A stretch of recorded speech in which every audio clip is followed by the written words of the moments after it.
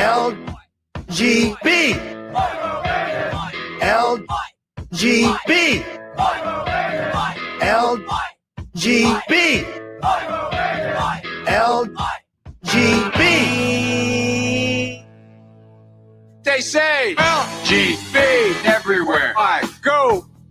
LGB. What it means, I don't know. LGB. Whatever it is. LGB. Kamala, help me, please. Please. Alrighty then. Thank you.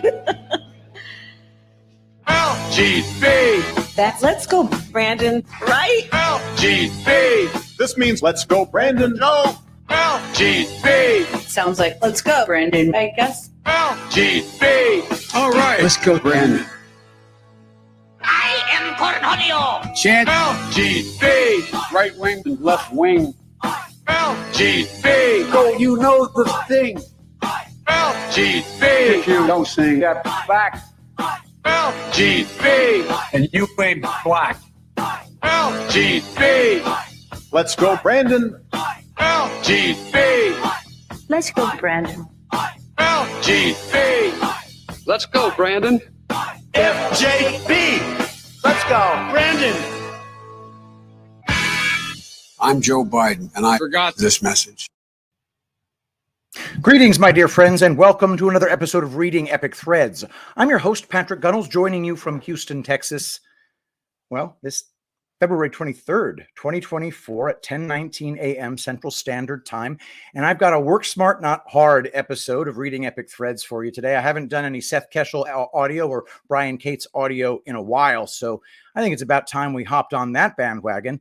In the meantime, guys, don't forget, Angel Paste, the best lotion the world has ever known, made by patriots, for patriots, consisting of only food-grade plant oils. And guys, it's amazing for your skin. It makes dead skin tumble right off. We're seeing things like age spots fading, eczema and psoriasis, and the testimonials are disappearing. Go to angelpaste.com/testimonials or go to angelpaste.com and then just click on testimonials to find out. Go to epicthreads.tv for the latest offerings of Angel Paste. And if you get $150 or more, you get free shipping. Rose-infused Angel Paste is indeed selling out, so make sure to get it while it's still available. Your skin will drink it up. All right, so we're going to do this one, which is from Brian Cates, which at the exact same time, I like to do the audio for him, thus killing two birds with one stone. Election interference like this country has never seen before. But Trump won't quit, and they can't slow down the Teflon Don with the Midas touch. By Brian Cates. How unfair is the recent judgment that New York Attorney General Letitia James and Judge Arthur Engoron just hit presidential candidate Donald J. Trump with last week? It's this unfair. To appeal the $354 million fine imposed by Judge Engoron, Trump has to put up the entire amount of the fine plus about $100 million for the bond while he appeals this insane judgment. Tweet from Jonathan Turley. By making the fine so large, Engoron guaranteed that Trump will lose tens of millions even if his judgment is reduced or tossed out. Moreover, Trump has 30 days to come up with close to $500 million in a deposit or bond just to file an appeal. As law professor Jonathan Turley discusses in his post here, Trump has to hand over $455 million for a deposit. That is a sum of almost $500 million. That's right. Trump has to hand the court nearly $500 million to appeal this judgment, and this court won't take an IOU or a check. Trump has to come up with the cash. Every legal expert in the mainstream media agrees that the massively ludicrous fine that the New York state legal system just imposed on Trump will be reversed or, at the very least, significantly reduced. But a higher court making such a ruling is months away, maybe not even until next year. The 2024 presidential election is now a mere 8.5 months away. The real purpose of what Letitia James, Judge Engoron, and the Biden White House are conspiring to achieve in this fraudulent case is now emerging. The purpose was to financially drain Donald Trump's resources while he is engaged in running for re-election as the U.S. president. Running for president and setting up a national campaign with offices and staff in all 50 states is a costly endeavor. And unlike Biden, who doesn't really campaign at all, Trump holds numerous rallies nationwide. All that takes money. A lot of money. So the plan that Trump's crafty enemies came up with more than 2 years ago was to make damn sure that as he is being forced to spend much of his time during this election year of 2024 inside various courtrooms in New York, Washington, D.C., Georgia, and Palm Beach, Trump is also being hit with massive legal judgments running into the hundreds of millions of dollars. Thus far this year, it is only February, Trump has been hit with this massive legal judgment from Engoron and the $83.3 million defamation judgment in the E. Jean Carroll lawsuit, assuming the interest amount Trump will have to add to both decisions while he is appealing them. He's so far on the hook for well over $500 million. Most ordinary men would have taken the powerful hint the machine was giving them with all this lawfare being thrown at them. The machine has one message: you are not one of us. We do not want you back in the White House, and there is nothing we won't do. No measure is too absurd or illegal to prevent your return to power. And it is true. If Trump were an ordinary man, it is quite true that all the spying, the bullshit impeachments, the endless lawfare would have broken him by now. An ordinary man would have looked at what he and his family were being subjected to by the machine and shrugged and said, I love my country, and I want to fix it and make it great again, but nothing is worth this. I can't put my family through this anymore. No one could blame Donald Trump if he quit the race by this point, if only to protect his family from being dragged into all of this vicious lawfare. But you look at Trump, at the rallies he's holding, and you don't get any sense of a man approaching a desperate end, looking over his shoulder nervously for the coming doom, despite all the insane levels of lawfare. Despite the massively over-the-top financial penalties being leveled at him, Trump appears to be more robust than ever. The present contrast between Trump, who is functioning at an extremely high level while under an intense amount of pressure that would break most ordinary men as he runs for the nation's top job, only throws a huge spotlight on the sharp differences between him and the feeble and demented old man who shuffles around the White House while often appearing confused and lost. Anyone asking if Trump can handle the president's job a second time after watching how he's blown through an avalanche of opposition over the past year, much of it coming from his own party, the GOP he is supposedly leading, is not asking a serious question.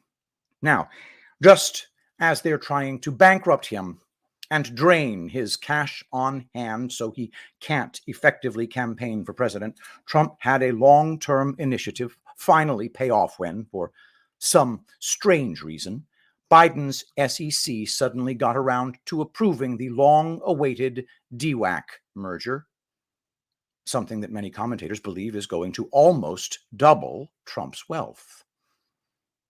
On top of that, Trump also unveiled a new fundraising gimmick involving a limited edition gold-colored sneaker line selling for $395, the Never Surrender high tops.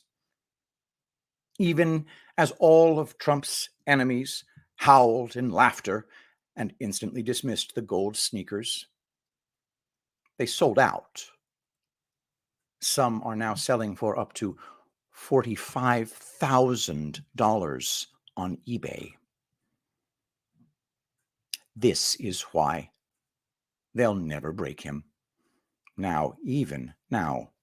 Even after all these years of desperately trying to stop him and take him down, they still can't see him accurately. They still can't figure out how he takes their attacks and turns them around on them. Trump's enemies love pointing out all the failed business ventures he attempted. They never dwell on those that worked or how Trump learned from his many failures, which is something most of his enemies don't seem to be able to do. They still view him as an exceptionally lucky dumbass, swaggering alpha male blowhard who can't control his impulses and who is very far beneath them in intelligence. This is a massive mistake, as he'll keep trolling them into making that mistake, and they will fall for it every damn time because they can't help it. Their arrogant nature makes them the perfect marks for someone like Donald J. Trump. This is why they repeat the same mistakes with him over and over and over again. And they don't learn. They are trapped because they can't change their arrogant nature, so Trump will always have a crucial advantage over them. You can't bankrupt the Teflon Don with the Midas touch. They'll keep trying over the next couple of months. Of course, they'll never give up. Remember, this is an existential fight for many of Trump's and our enemies at this point. Either he is destroyed or they are. I know whom I'm betting on to win this contest.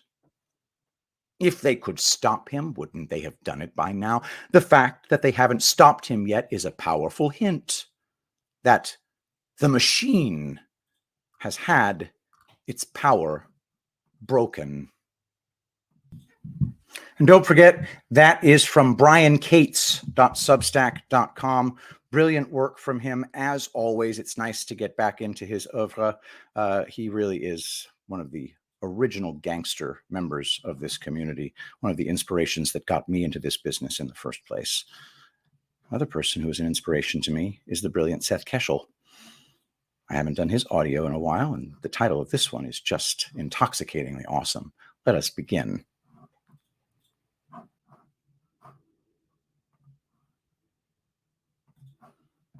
Three key reasons Joe Biden will be the Democrat nominee.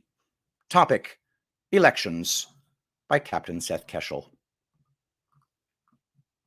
In another reality somewhere, I have a thriving journal in which I write about baseball, travel, poker, photography, practical jokes, and other things I love, and would love to write about in depth without the fear of our nation crumbling with such impending certainty that it prevents my children from ever coming to love and enjoy hobbies and pastimes like those I've listed above. That reminds me of a quote from our second president: "I must study politics and war, that my sons may have liberty to study mathematics and philosophy. My sons ought to study mathematics and philosophy, geography, natural history, naval architecture, navigation, commerce, and agriculture in order to give their children a right to study painting, poetry, music, architecture, statuary, tapestry, and porcelain." John Adams. Back in this reality, we have 258 days until November 5th, otherwise called Election Day, an intermission point between 6 weeks of pre-election day voting activities and perhaps 2 or more weeks of post-election tabulation and misdirection activities. The existence of this brief window in time means my focus will continue to be putting proverbial pen to paper to pinpoint the most likely scenarios in play regarding this coming election, which is the last election that truly matters and gives American citizens a chance to right a wrong, and in doing so, reseat the only candidate for the presidency who truly understands the corruption of the American election system. What am I saying? Returning Donald Trump to the White House gives us a chance to expose and amend the corruption in the elections system. As with anything else, that may or may not happen to the extent desired for a variety of reasons. First and foremost, judicial corruption. However, there is no other Republican candidate who will have the gonads to even open that Pandora's box if installed at 1600 Pennsylvania Avenue, because its inefficiency and instability would have helped them get there, and if thoroughly derided, will provide just cause to have them removed by the same means Trump was in 2020's quasi-election. All that separates Trump from his return is Joe Biden and his media apparatus, supported by sycophantic blue and purple state leaders, universities, think tanks, woke churches, grievance and victimhood activists, and whacked out feminists and their alphabet mafia comrades. Yes, Joe Biden. I felt prompted to put these thoughts downrange because I was deluged with comments on Truth Social yesterday about Michelle Obama and her much ballyhooed but non-existent presidential run. Many people I have tremendous respect for will not agree with my article today, and that is fine. We're adults. We can have differing opinions, so long as we own it if we get it wrong. On August 22nd, 2024, if someone other than Joe Biden emerges from the Democrat convention as the party's nominee, I will cite this article immediately, just as I did when Ron DeSantis announced his presidential campaign, link in the article, after I had expected him to keep his powder dry and not be run over like a toad in a driveway by President Trump. 183 days. That is how long the Democrats have to brand, stand up, fund, and rally behind someone other than Joe Biden. Here are 3 reasons why Joe Biden will be renominated as the Democrat Party presidential nominee. 1, polling clues. Again, for those of you new to this journal, polling is simply a tool. It is neither good nor evil on its own.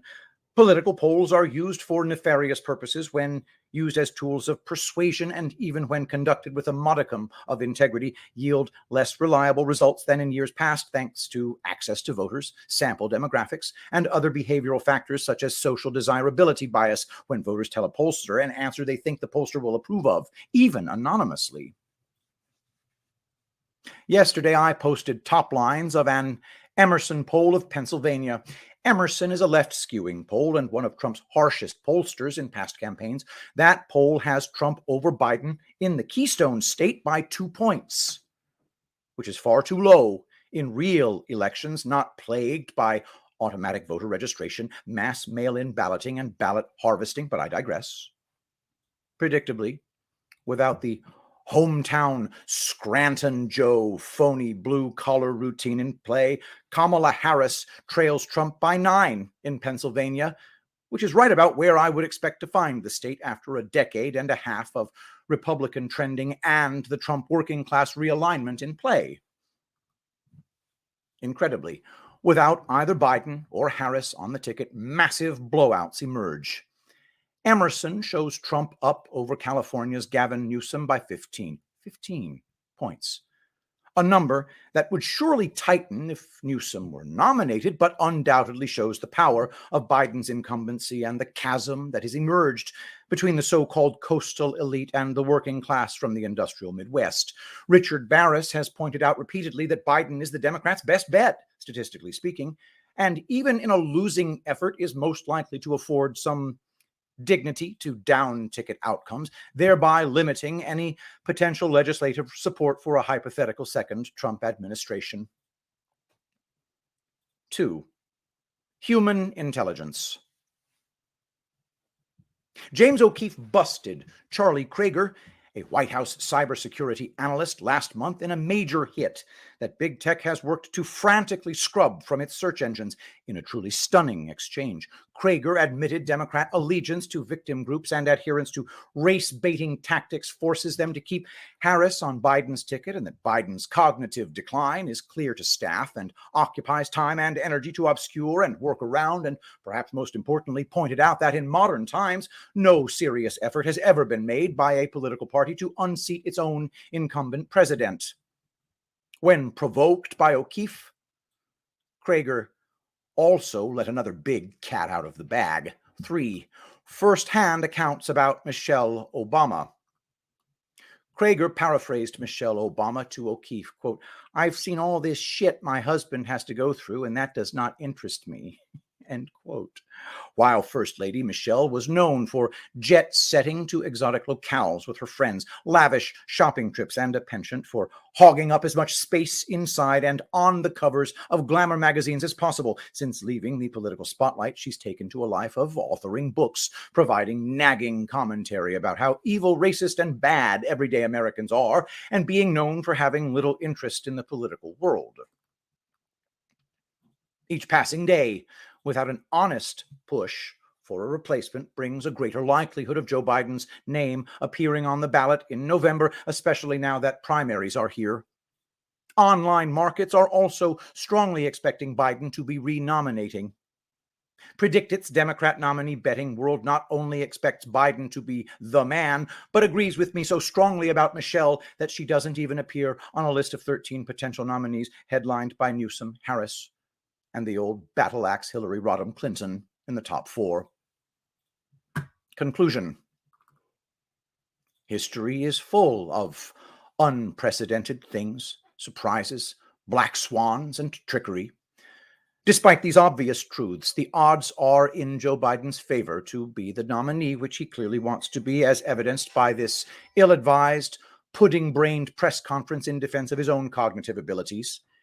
Each passing day makes it less likely for a replacement to emerge, a man or woman who would be the recipient of what may prove to be one of history's great electoral backlashes. I believe the fear of Michelle Obama is exactly that. Fear of another hope and change cycle culminating in a massive turnout reminiscent of days past in which Democrats controlled the union vote and suburban women's vote, benefited from a record minority turnout with a record share of the vote, and were on the receiving end of an 8-year swing away from the incumbent Republican Party White House that was embroiled in war, economic collapse, and voter fatigue. None of those tailwinds are at the back of any Democrat, including Michelle Obama. Any contenders for the White House are keeping their powder dry for 2028, when the race for the White House will not have an incumbent running for re-election. That is my friend Seth Keshel and his latest. It's going to be Biden, guys. Everything about this is a disclosure operation. They're using the most hilariously clownish character they possibly can. That's why I'm pretty sure that Fatty Willis is going to remain the prosecutor. Nathan Wade right by her side, being the legendary Mac Daddy that he is. It will be hilarious, and we will love every minute of it. I don't know how it's going to play out in November. I think the best possible outcome would be a clownishly stolen election, followed by actually making things right in the interim between November 5th and January 6th. That would be my best case scenario, because we need elections that we can trust, not just a Trump victory. If we get election results that we like, we still have the same bullshit election system. That means the other side can't trust it either. And that sucks.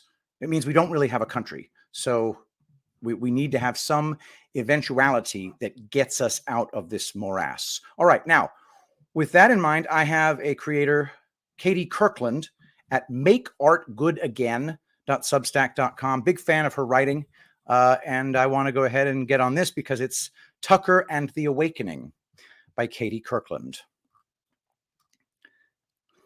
Unless you have been living under a rock, you may have heard that Tucker Carlson recently interviewed Vladimir Putin. As I write this, many are talking about how great it is, or how terrible, depending on the perspective of the speaker, for Americans to hear Putin's side of things, and how wonderful, or awful, again, depending on perspective, it is that Tucker conducted this interview. However, the interview itself is not what I wish to talk about today. Instead, I wish to talk about the cultural phenomenon that is Tucker Carlson and the questions that arise from his approach to disseminating information.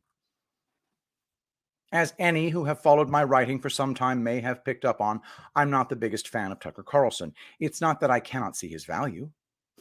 There is no doubt that Tucker is delivering information to a group of people who have not heard many of the things that he and some of his guests are saying. But there is also no doubt that the information he delivers is almost always out of date. He doesn't break news or present new ideas. He presents news and ideas that are often months or even years old, as though they are new. And we must also not forget that amidst the red pills he drops, he has also promoted people like the Tate brothers and has spread unverified mainstream media-produced rumors as though they were fact. Because of these realities, I find myself vacillating among three possible scenarios when it comes to Tucker. One, he is genuinely going through some sort of awakening, but is still catching up on things while also working on developing his discernment. Two, he's a clever opportunist who can see which way the wind is blowing and has chosen to sail in the direction of the awakening, even if he has no genuine personal affiliation with said awakening. Three, he is controlled opposition, whose sole purpose is to delay and control the awakening as much as possible, while also introducing bad actors into MAGA. Looking at what Tucker has said and done over the past few years, I can see any one of these scenarios as plausible. When I cannot clearly see someone's motives, I try not to play the white hat, black hat game. It would be irresponsible to make accusations about someone's motivations when I have insufficient evidence to back up said accusations. But it would also be foolish to trust blindly someone who has done things that at the very least seem untrustworthy, just because he sometimes says or does some things I like or agree with. Christians are instructed to be wise as serpents and innocent as doves, the gospel according to St. Matthew, chapter 10, verse 16. So when I can't determine someone's motives, I try to allow room for all possibilities. I don't want to condemn people unjustly, but I also don't want to be taken in by them in the event they turn out to be bad actors. However, even under the best case scenario in which Tucker is truly going through an awakening and seeking the truth, that doesn't make him a consistently reliable source of information. Some, maybe even much of what he says has value. But as I already alluded, there have also been times when he has yielded his influence irresponsibly, whether it's accusing Mike Pompeo of attempted murder with zero evidence. Regardless of your personal feelings about Pompeo, accusations of that magnitude do require some evidence. Or promoting the Tate brothers to pimps. Even being the most generous I can be by allowing for the possibility that these and other issues are simply lack of discernment on his part, a lack of discernment we all go through as we awaken. That doesn't change the fact that he has millions of followers and a good portion of them treat his word as gospel. Of course, people do need to be responsible for themselves and need to be willing to research things rather than just believe everything an influencer tells them. But there is also a responsibility on the part of the influencer. If you are an earnest person who does not wish to lead people astray, and especially if you know that people will unquestioningly believe you, then you need to take care that you're not being frivolous with your speech. Everybody makes mistakes, but declaring it's a fact that someone is an attempted murderer or that Andrew Tate thinks men should put down the porn when he produced porn is at best reckless and at worst outright deceptive. There is an oft circulated argument that we need people like Tucker Carlson to help wake up the normies. My knee-jerk reaction to this belief is that we should not be relying on celebrities to wake up our friends and families. By doing so, we're abdicating our own responsibilities in the awakening, something I touched on in my Kanye West article a while back. While I think this is true, it is also necessary to consider an uncomfortable reality. Many times, those closest to us are uninterested in or unpersuaded by what we have to say. They don't take our perspectives, the research we've done, or the resources we listen to seriously. I know I've experienced this. I have family members whom I tell things and they brush off what I have to say, only to sometimes years later hear their favorite commentator on YouTube say the same thing and suddenly realize that it's true. It's not that I think I have zero influence in their lives. I believe, and in some cases I know, that the things I say plant seeds that help them to become more open to considering new ideas. But often someone else or life events must water those seeds for them to germinate. And unfortunately, that someone else may very well have to be Tucker Carlson or some other somewhat mainstream influencer. There is a reality to contend with about our society. Much as many of us may detest it, we live in a society where many people, most people really, put far too much stock in what so-called authority figures have to say. Before they will start considering new paradigms, people need, or think they need, permission from those whom they believe are smarter or more knowledgeable than not just themselves, but also their friends and family. They want people to be christened by the right institutions or other authority figures. They want people to have a certain level of popularity. They need social permission from people whom they deem to be thought leaders. Now, those in truth communities may be tempted to say that this phenomenon is restricted to normies, but many in this community are susceptible to it as well. I've lost count of the number of times I've seen someone who purports to be awake quote something they saw in a meme, heard from their favorite commentator, or even just saw in a comment section somewhere. And while there is nothing wrong with considering information from any of these sources, to blindly trust them without verifying them is simply to replace one set of authority figures with another. It isn't thinking for oneself or doing one's own research. This tendency for people to latch on to authority figures is why it's so tempting to say that we need the Tucker Carlsons of the world to help facilitate the awakening. Perhaps it is more than a temptation. Perhaps we actually do need the Tucker Carlsons. But the problem is that people like Tucker Carlson have, whether intentionally or not, kept their audiences behind. They have delayed the awakening. Again, I don't know Tucker's intentions. Perhaps he really is just now figuring things out, which would indicate he's not nearly as intelligent or as insightful as his fans think him to be.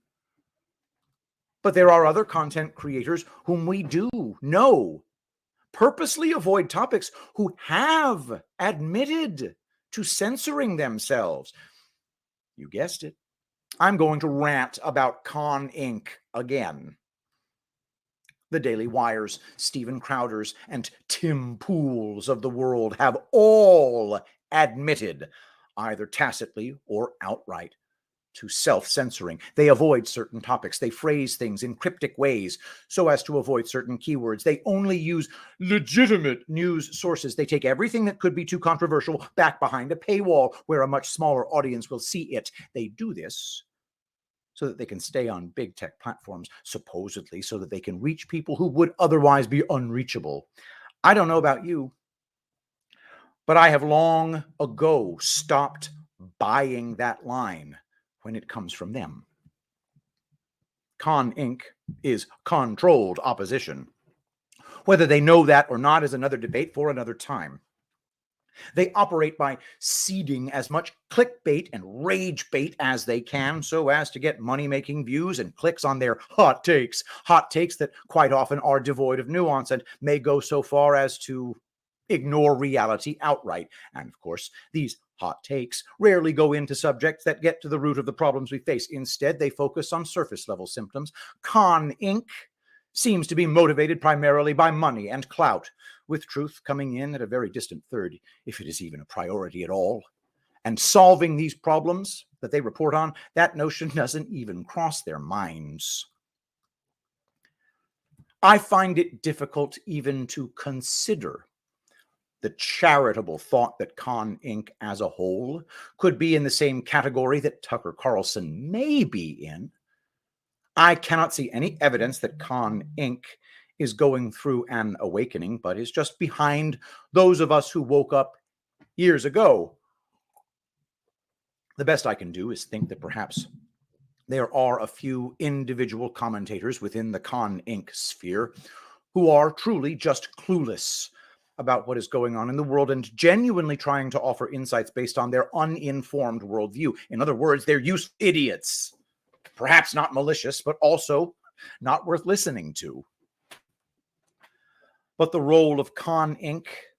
is even more pernicious than I think we sometimes realize.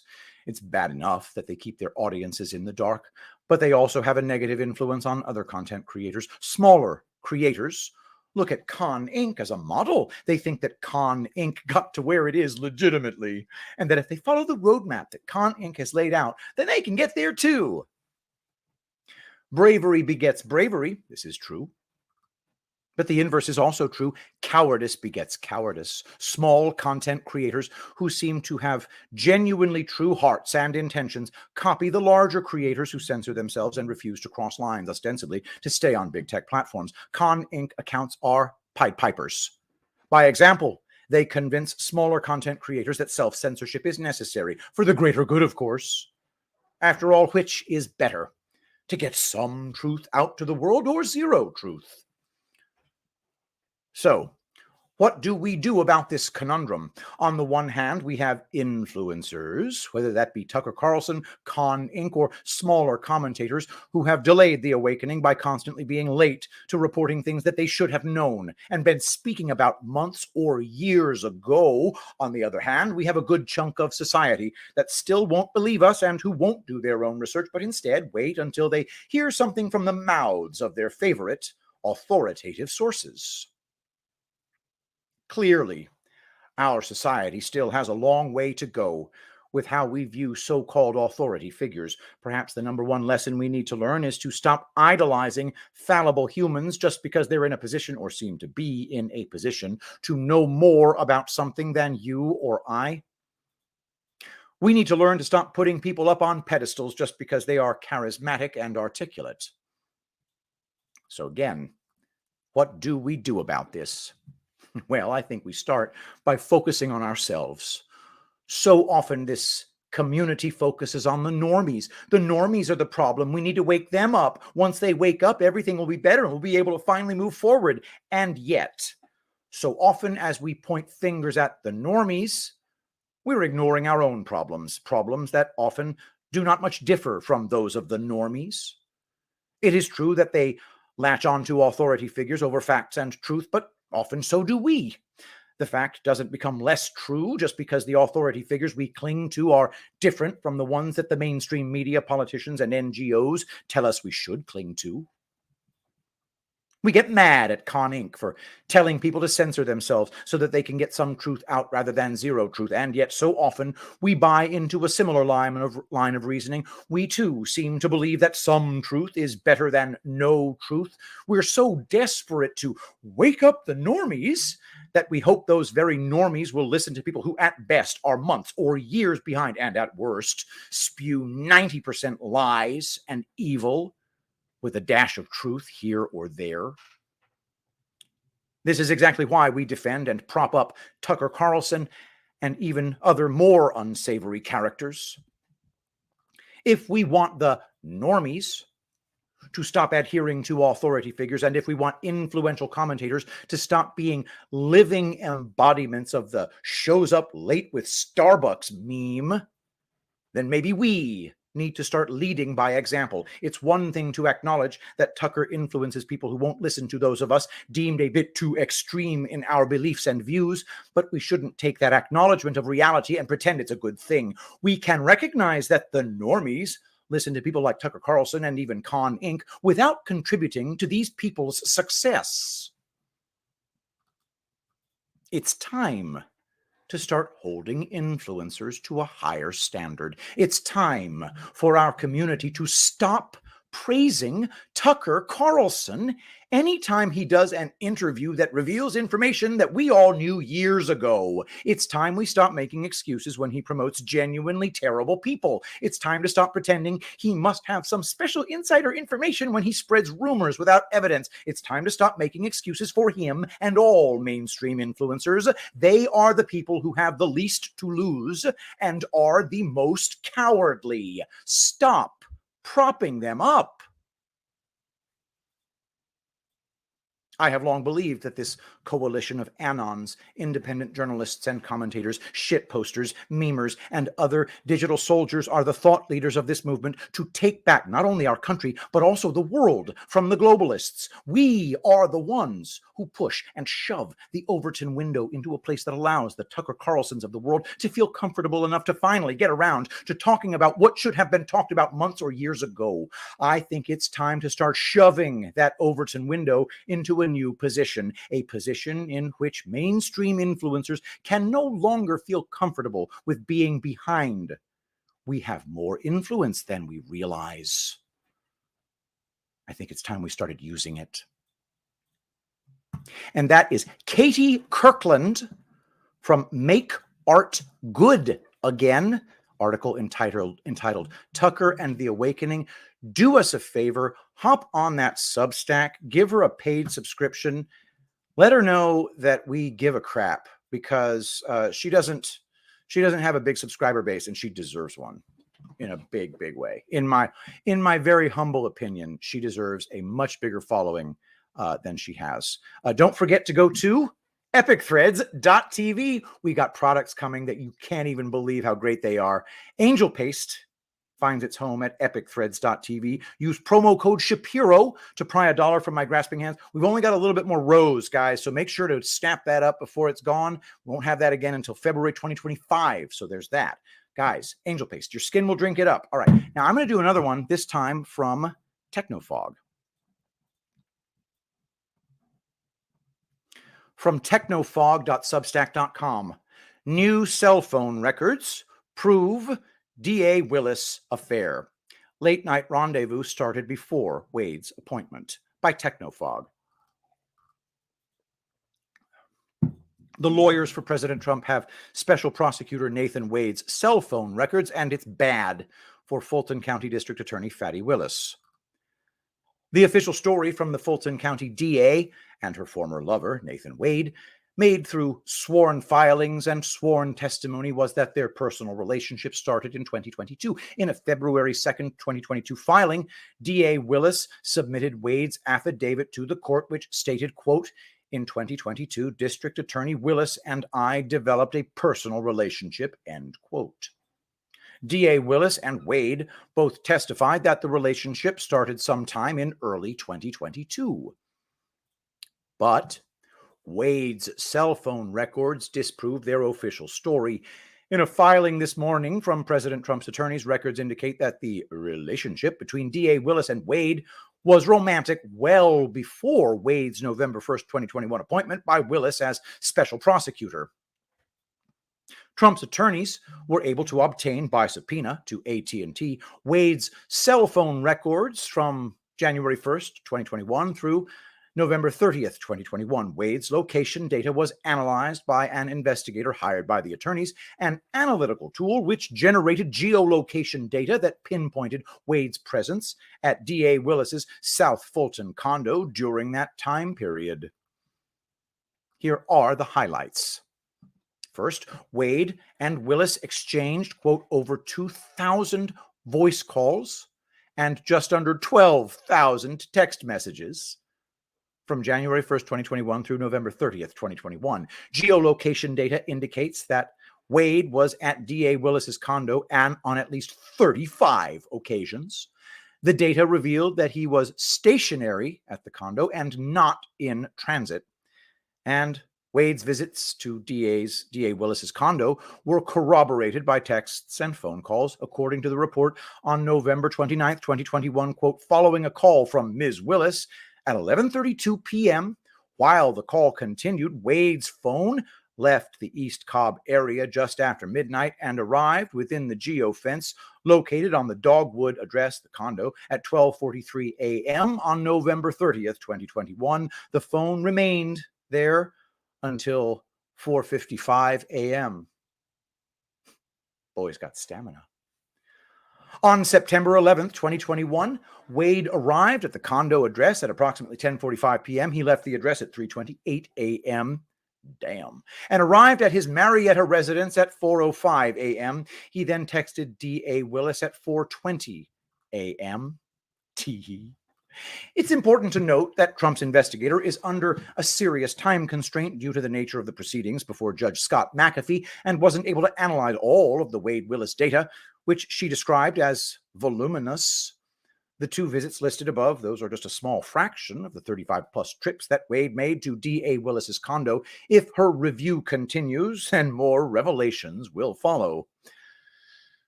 The extensive communications between D.A. Willis and Wade, the thousands of calls and tens of thousands of texts, indicate something more than what they described as a friendship.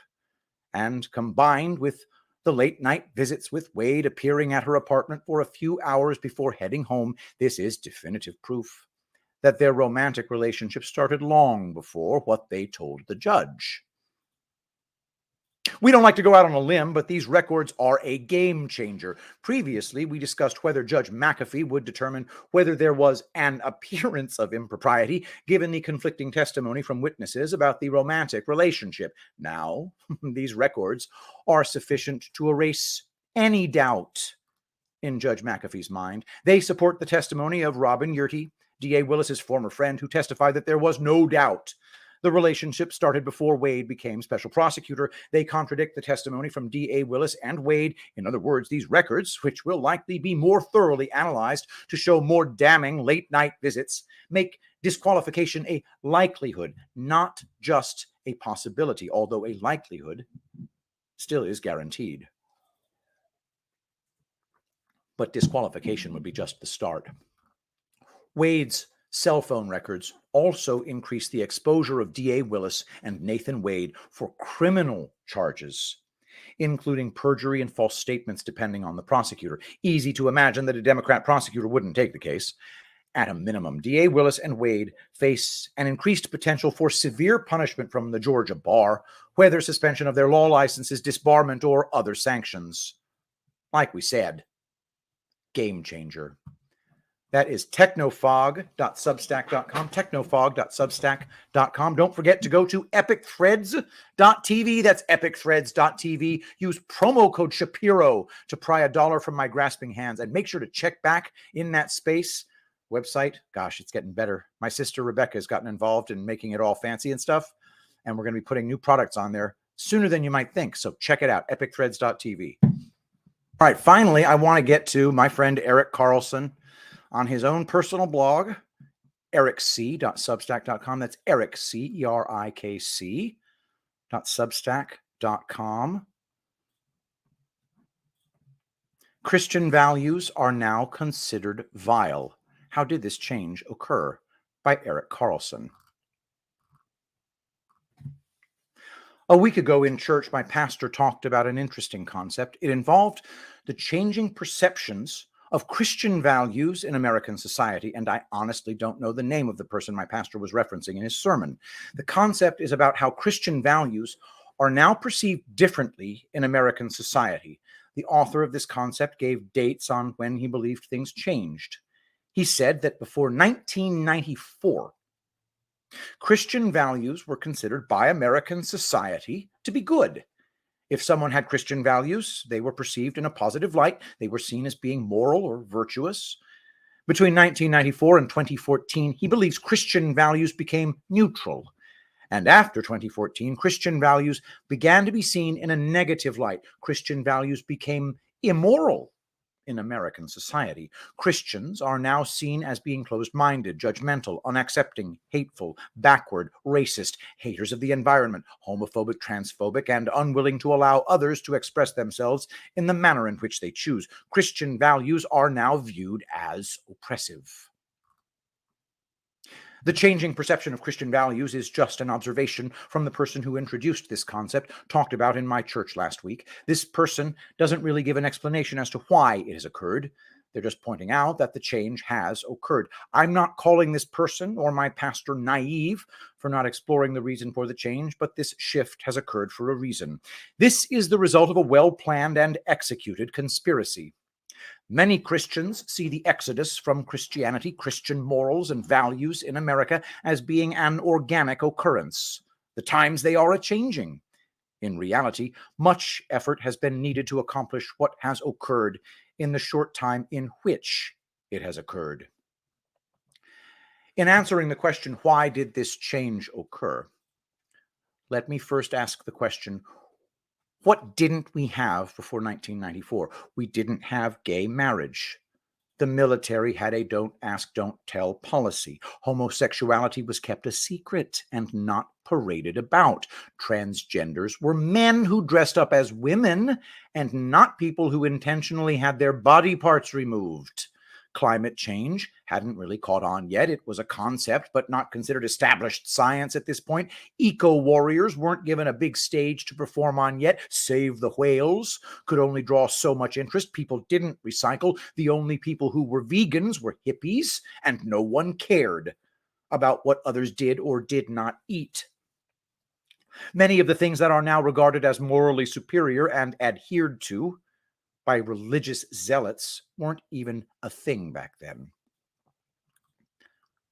Before 1994, being happily married, having kids, going to church on Sunday as a family, followed by Sunday brunch with the grandparents, was considered a great day by most. This was considered a good life.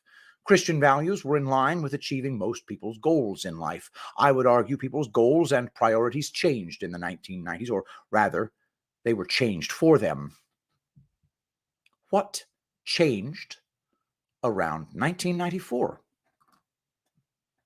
In the early 1990s, political correctness invaded most U.S. university campuses. No longer could you use the wrong word to describe someone or something. No longer could you put a cardboard box into the garbage bin. No longer could you flush the toilet after only peeing once. We all needed to be very careful about what we said or did and whom it might offend.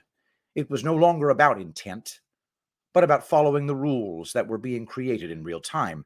It became a game. How can I be more politically correct, and how can I find more things upon which to judge others? It was becoming a false religion. This time was a bit of a transition period. One could be a Christian and worship God, or one could now worship other things like Mother Earth or political correctness. While each side might roll their eyes at the other, both existed together. It was more like a generation gap than the border between North and South Korea. With any indoctrination, to have the fullest impact, you need to start with the kids. Indoctrinate them while they're young. As political correctness and earth worship reached young children through school and children's entertainment, a new woke generation was created. If one was 25 or 35 years of age when political correctness invaded America, one might have switched from calling Asian people Oriental to Asian. If one was 55 or 65, one might have switched from calling black people colored to calling them African Americans. But none of these people would ever fear the world would end in less than a decade due to climate change or believe that men can get pregnant. That type of hysteria requires mind control starting at a very young age. When 2014 came, we had a new generation of Americans who were born and raised on earth worship and political correctness. Now was the time to turn up the heat even higher to create wokeness. At the end of 2012, Barack Obama did something that has been truly impactful, and most people didn't even know it occurred.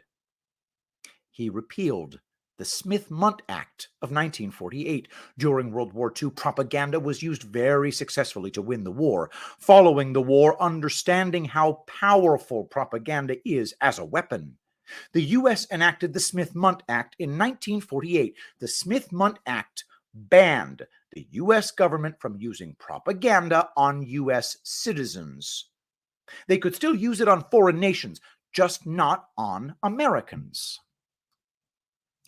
This act was in place until the end of 2012, when Obama repealed it, allowing the government to legally use propaganda on its own citizens. Why would he do this? Unless he was planning to go to war against America, against Americans. Some may recall transgender bathrooms all of a sudden became a hot topic following the repeal of the Smith-Mundt Act. Overnight, the country was divided between people who support and glorify trans and LGBT plus people and people who don't. If you didn't march in their parades, you were considered a person driven by hate. There was no longer any gray area. Overnight, there became a division between people with Christian values and the woke. In reality, one can't uphold the teaching of the Bible and condone behavior that is condemned in the Bible. In order to condone behavior that is condemned in the Bible, one first has to disregard the Bible and only use it when it fits their purposes. This has been an easy transition for many people to make. If one looks at how political correctness and eventually wokeness have affected generations, one will find huge differences between Generation X, Millennials, and Generation Y. Political correctness came onto the scene when Gen X were teenagers and 20-somethings. By the way, it's Generation X and Millennials and Generation Y. It's the same thing. So you mean Millennials and Generation Z. Some millennials were born into political correctness, and some were young teenagers when it came. Because of this, political correctness affected millennials more than Gen X. Gen Z was fully born into political correctness and have been affected more extremely by it. A 2022 Gallup poll shows 3.3% of Gen X identify as LGBT, 11.2% of millennials identify as LGBT, and 19.7% of Gen Z identify as LGBT. These are monumental differences, doubling each 15-year generation. This is not possible through biology. This is only possible through learned behavior. And let's face it, people who are LGBT are less likely to reproduce than heterosexual people. It is clear to anyone who has eyes to see that this stems from intentional efforts to elicit this response. Why are Christian values now seen as a negative thing? It's because Christian values go contrary to the narratives currently being pushed. Wokeism is political correctness on steroids. It is no longer acceptable for a person to adhere to Christian values while being tolerant of others' values. It is now required that people abandon their Christian values and glorify the alternative values. It really is this bad. Simply being a Christian or being white or being a heterosexual man can be construed as a microaggression to others. Without saying or doing anything, one can be considered offensive. It's as though someone who chooses not to eat junk food for health reasons is directly condemning those who do by not partaking in it. It's not enough that you don't care what others eat or judge them for it. It's as if you now have to say junk food is extremely healthy and that they are really good people because they eat it. Christian values will continue to be viewed as vile and judgmental until the inorganic push for alternative values ceases. This will require government-run media to stop producing and airing propaganda 24/7. Stop the propaganda, and Christian values will rise back to prominence. Christian values will be the norm again. Christian values will be seen as a path to a good life again, not just the path to redemption. Lies require constant care to stay alive. The truth requires very little, just a little light and a little more of a level playing field. If allowed to breathe, the truth grows and spreads. Christian values are the act of living the truth. Many Americans have been living a lie for decades now, finding no contentment or fulfillment in life. All they need to find happiness again is for the truth to be set free and no longer be suffocated under a pillow. Sadly, many who are truly miserable are the same people protecting the lies that are ruining their lives. Getting back to Christian values will save America, and saving America will lead to Christian values. Christian values are what made America great, and returning to Christian values will make America great again. It is inevitable that this will occur. The path America has been on for decades leads to death and destruction. Stand strong in your faith and trust that we are on the precipice of change. In the end, God wins. And that is my friend Eric Carlson at ericc.substack.com. That's erikc.substack.com. erikc.substack.com. Do a subscription for money if you can afford it, or just do a free subscription to let Eric know that you care. I saw he's got a bunch of likes on it, like 85 likes. So the blog is getting exposure. I'm really gratified for that. Don't forget to go to epicthreads.tv, epicthreads.tv. That is the home of Angel Paste and soon to be many other products. We have merch there, and we're going to be having some really great stuff that's going to hit very, very soon. But get your rose-infused Angel Paste while it lasts. Your skin will drink it up. And promo code Shapiro, of course, to pry $1 from my grasping hands. Thank you guys for tolerating my break from putting Reading Epic Threads out there. I was just my days were getting away from me in a big way. And and also the acoustics in that hotel suite are kind of terrible. And so it's just kind of a bummer doing it from there. It'd be nice if there was a hotel that boasted its excellent acoustics, but they don't exist as far as I know. But anyway, thank you so much, everybody, for being here. Don't forget to smash that thumbs up. And if you can, share this with somebody that may not have heard of it before. There's good material in here. And don't forget to visit all of the wonderful writers, Seth Keshel, Brian Cates, Katie Kirkland from makeartgoodagain.substack.com, technofog.substack.com, and of course, Eric Carlson, eric.c.substack.com. All right, let us pray.